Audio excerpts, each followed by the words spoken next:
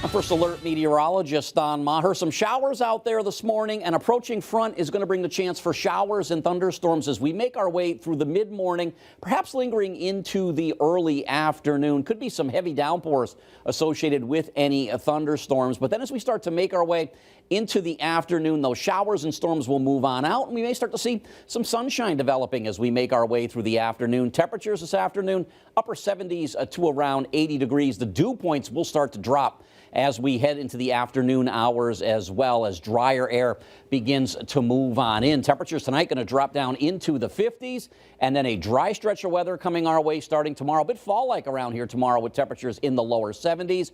Dry weather could linger right on through the holiday weekend. That's checking your forecast. Amanda has a look at your headlines.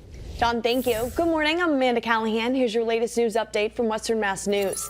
State police arrested the suspect accused of opening fire in a Turners Falls neighborhood yesterday. According to state police, just before 9:30 last night, detectives pulled over a car traveling on 91 in West Springfield and took that suspect into custody. Around 3 o'clock yesterday afternoon, police responded to an active shooting in the area of 11th Street when that suspect fled into the woods. That shooter has not yet been identified, and the incident remains under investigation by state police. No word on if anyone was hurt.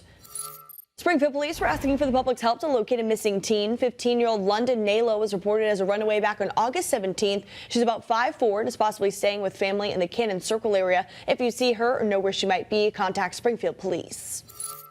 The Westfield Police Department is asking for your help to identify this man accused of stealing from an elderly woman. Take a look at your screen. Police say the man stole her credit cards and used them to make a number of purchases amounting to thousands of dollars at the Walmart in Westfield over the weekend. Anyone with information on who this man might be should contact Westfield Police.